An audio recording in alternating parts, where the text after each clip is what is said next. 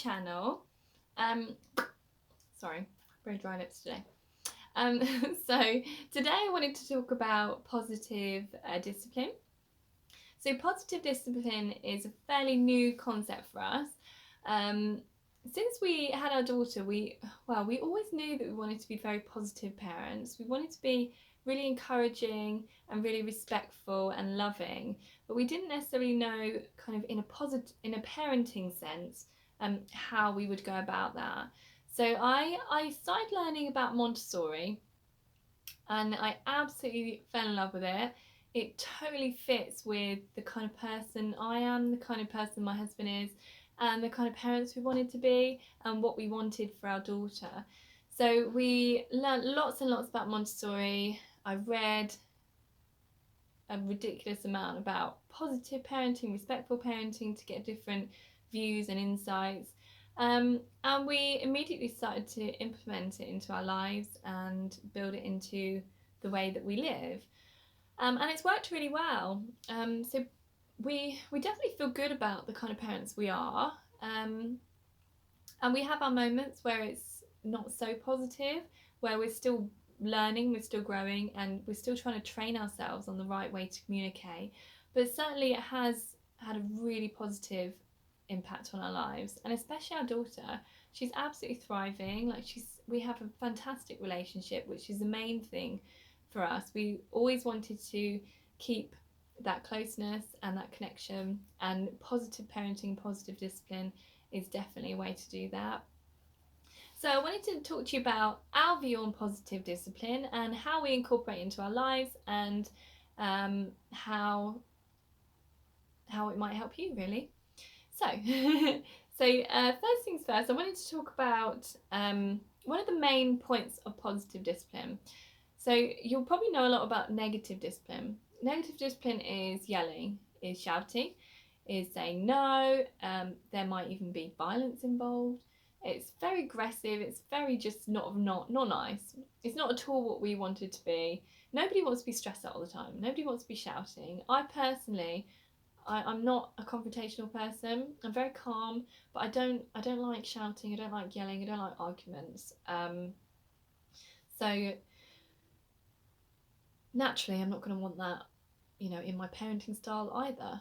So yeah, it's positive parenting is the opposite, basically. There's no yelling, there's no shouting, there's no telling off.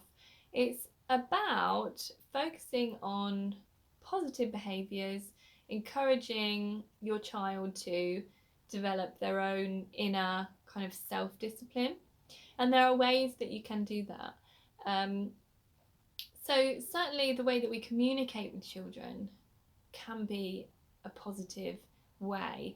The communication in particular isn't my strong point, particularly in a positive and respectful way. Now, don't get me wrong, I'm a kind person. I'm very conscious of the way that I speak to people. I'm not rude. I'm always kind. I'm always considerate, and I always thought that being respectfully communicating would be quite an easy thing for me, but I found it such a transition. The way that it definitely comes more natural to me to just, especially in a difficult situation with my daughter, if she's doing something I don't want her to do, it definitely comes more natural to just say no, stop doing that. I don't like you doing that. But it's not the best way to kind of address a situation, and it's not the best way to get a good outcome from it either, especially if you have a very strong-willed, high needs child like mine. You don't necessarily want to annoy them or rock the boat, because you might end up with a lot of tantrums, which isn't fun for anybody. So yeah, communication is something that I work on all the time. The way that I speak to her, the way that I address behaviours, and the way that I reframe what I say to get a positive outcome, and to feel good about myself and the way that I've communicated a situation. So what I mean by that is, for example, addressing positive behaviours is really good. So if she does something that's positive, I always make sure I notice, and I let her know that I have seen what she's done and that it was a positive thing to do. So if you encourage positive behaviours, if you acknowledge them and let them know that they're positive, they're likely to do it more. It's natural. So, for example, if she puts her toys away at the end of the day, so if she puts her toys in one of her toy baskets, I'll say, "I saw that you put your toys away. That was a very responsible thing to do. Thank you." So she knows I've acknowledged what she's done. I've been very specific about the act that she did. So I'm not saying thanks for that or well done. She knows exactly what I've acknowledged and what was good behaviour because I've spelled it out for her. And then I'm putting a label on it as well. So I've labelled what she's done as responsible. So we can do that with lots of behaviours that they do. And then they learn, what they're doing and why it's good. So that's one of the things I think we can all do, and it's really easy as well. Just watch them, observe them, pick up on what they do, and then and tell them that you've seen it. So yeah, focusing on positive behaviours is a very good way to get a good response and to get them to understand how to behave and why things are good and why they should continue doing them. Another thing is picking up on positives in a not so positive situation. So if a child is behaving in a bad way, I say bad because I don't really believe that children are bad. I just think there can be not very good behaviours. But then children are young and they're learning and they don't necessarily know that it's bad, or that it's not bad, but it's not the right way to do things. So for example, if your child is like jumping on the sofa, which they do, it is part of their development. They love climbing, they love jumping, and they're learning very important skills and gross motor skills in particular doing these things. So we don't want to stop them doing it. We want them to grow and develop and learn, but we don't necessarily want them to do it in that way. So if you want them to stop jumping on the sofa, instead of yelling and saying, "Don't jump on the sofa, stop that, get down here right now," where you're going to get annoyed and they're not going to be very happy because you've stopped them having fun and you've stopped them doing what they want to do and they don't understand why they can't do it, then you can just kind of reframe it and lead them into a different kind of activity. So I would say something like, "I can see that you're jumping on the sofa and you're having a great time doing that. How about we go into the garden and we jump on the trampoline?" Or, for example, in that particular example, it sounds more fun anyway. So one, it's you're there, so they're likely to do it with you. Two, it sounds a lot more fun. And three, it takes them away from doing something that you don't want them to do, which is jumping on the sofa. So another example would be if children tend to throw a lot. So you might have a child that throws. Mia is a bit of a thrower as well. She throws her food, she throws toys, she throws my things, phone, remote, whatever. And that's very natural.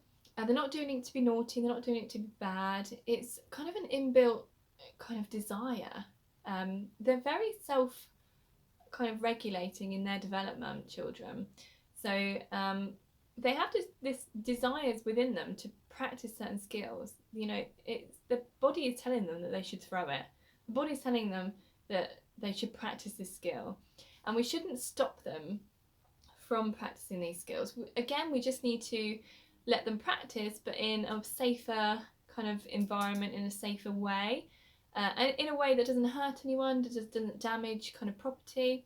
So I would say, "I can see that you're throwing the remote. I can see that you're enjoying throwing. How about we go into the garden and we throw some balls?" So yeah, immediately it sounds more fun. To be fair, it works every time. If there's any activity where I'm involved, or that sounds more fun, like anything in the garden, immediately they want to do it. Like, yeah, okay, so I can still throw, but I can go in the garden with mummy and we can throw together. That sounds much more fun. I'm going to go and do that. So even Mia at such a young age, she understands an awful lot. She understands everything I say. So yeah, she'll do most things if I reframe them in a way that allows her to still exercise her skill, but in a safe way. So yeah, definitely look at a situation. If it's a negative situation and you don't like the behaviour that they're practicing, you don't like what they're doing, then just think, what are they doing? What are they trying to practice here? What are they trying to achieve? And how can you allow them to achieve that, but in a better way, in a more positive way, and kind of come up with a recommendation and see if you can stop the behaviour without kind of shouting, yelling, and telling them no. So yeah, that's my advice. It definitely takes a lot of practice. I'm still working on it now. Like some days she'll do things and I'm just like, oh gosh, I just want to say no. And I watch her and I think, oh, my brain isn't working. Like I can't think of how to reframe this. But yeah, it does definitely takes a lot of practice, but it's so worth it, because you're supporting them in their desires and their needs to behave a certain way. And you're keeping calm, you're keeping confident, you're keeping that connection with them as well, which is very important. We don't want to be shouting at our children and breaking down that bond that we have with them, and that we're going along with their journey. We're not trying to be a boundary and stopping them from doing something they want to do. We want to build them up, and this is the way to do it. This is why I'm so passionate about positive parenting. It really works, and it's just so fantastic. So yeah, focus on positives within negative behaviours, and focus on picking up on positive behaviours as well, is what I'd recommend. So that's pretty much it. That's my view on positive parenting, positive discipline in particular, and how we don't really need to discipline if we can avoid it, and we can still get the desired outcome, and they're still learning from the situation, and we're happy, we're calm, we're positive. Why not? So yeah, that's my kind of outlook on it and how it benefits us as a family. I'm aware that I've said positive about 5 million times, so I really apologise for that. But it's such a good word and it fits so perfectly. So sorry about that. But yeah, so that's it. Thanks so much for watching. If you have any questions at all, please let me know.